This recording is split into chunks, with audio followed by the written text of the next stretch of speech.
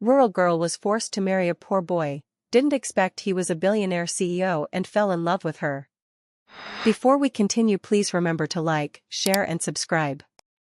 In a dusty village nestled in the hills of Rajasthan, life flowed quietly for Meera, an intelligent, soft-spoken girl raised on the values of family, honor, and simplicity. Her world revolved around her widowed father, their small vegetable farm, and her dreams of studying literature at a university in Jaipur.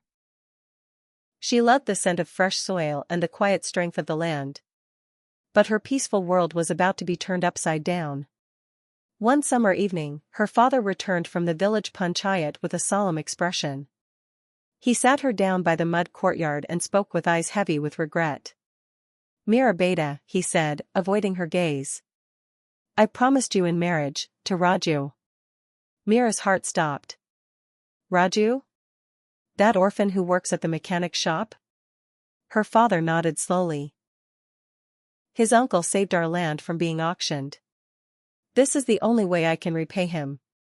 He's not a bad boy. But Baba, I have dreams.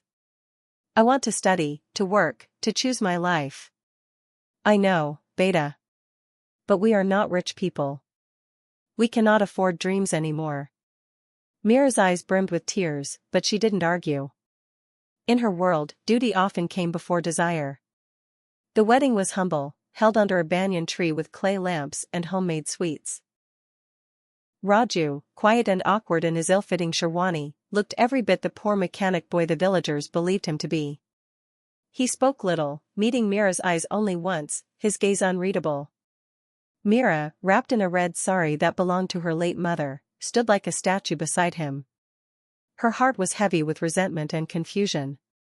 The next morning, Meera moved into Raju's small, two-room home. He cooked them dinner, simple dal and roti, and tried to speak kindly, but the tension in the air was thick. "You don't have to pretend to be nice," she said sharply. "I know this marriage wasn't your idea either." "I'm not pretending," Raju replied softly. "I didn't want to trap you in anything. But I also won't hurt you." She scoffed. "You won't need to. This marriage is already a prison." Raju didn't respond. Instead, he turned and began cleaning the kitchen, his silence more eloquent than any defense. Days turned into weeks. Raju remained quiet, respectful, even considerate. Meera noticed odd things. He read English newspapers fluently, kept a leather-bound journal with complex notes, and disappeared into the city every Sunday. He said he went to meet a friend but never shared details. One evening, curiosity got the better of her. "Where do you go every weekend?" she asked while washing vegetables. Raju hesitated. "Just errands." "You dress up for errands? Expensive shoes? A smartwatch?" "That's not something a poor mechanic buys." He looked surprised, then chuckled.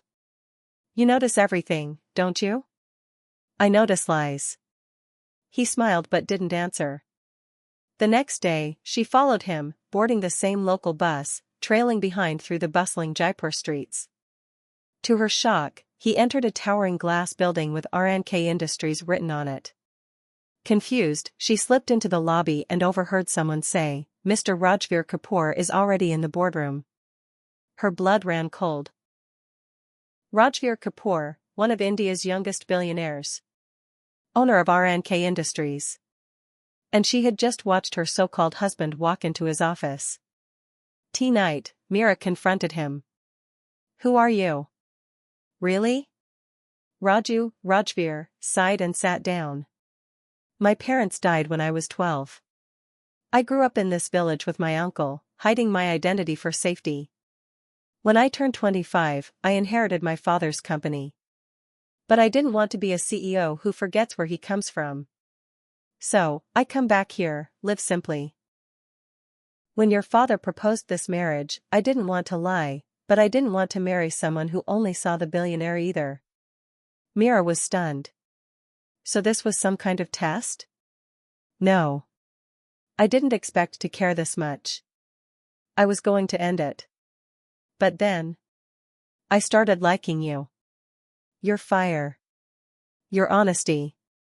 And you never thought to tell me the truth? I was scared you'd hate me more if I did. She stared at him, heart pounding. All the anger, confusion, and betrayal bubbled up, but underneath it, a strange warmth. I don't know what to say, she whispered. Then don't. Just, give me time to show you who I really am.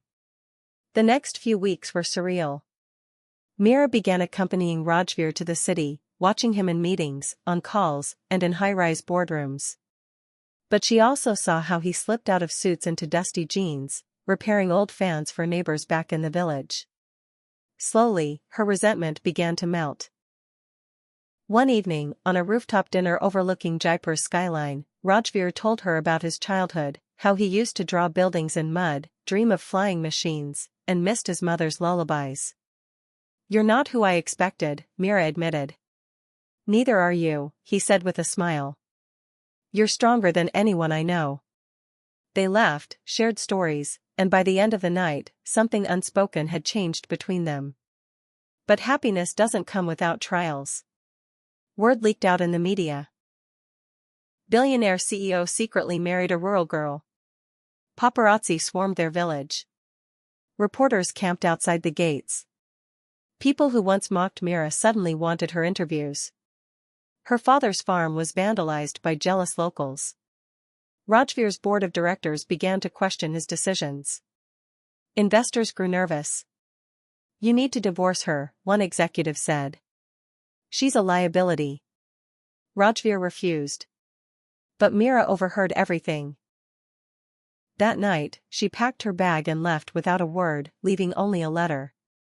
You deserve a world that won't be ashamed of your wife. I love you too much to be your burden. Rajveer searched for her everywhere, villages, cities, railway stations. 3 months passed. Then one morning, at a women's literature seminar in Udaipur, he found her standing at a podium, giving a speech on dignity and choices. She wore a simple sari, her hair tied back, fire in her eyes. As she stepped off the stage, she saw him. You left without saying goodbye, he said softly. You were supposed to be a secret. I turned your life into chaos. You were never a secret, he said, eyes full of tears. You're my story. And I don't care about the world. I only care about you. She hesitated. But your company, let them go. I'll build a new one if I have to. But I can't build another you. The auditorium applauded. She laughed through her tears. Okay, Mr. CEO. Let's write our own story now. And in that moment, under 1,000 watching eyes, the rural girl and the billionaire embraced, not as strangers from different worlds, but as two hearts that had finally found home. If you enjoyed the story, don't forget to like, share and subscribe, and also tell us where you are watching from. Thank you.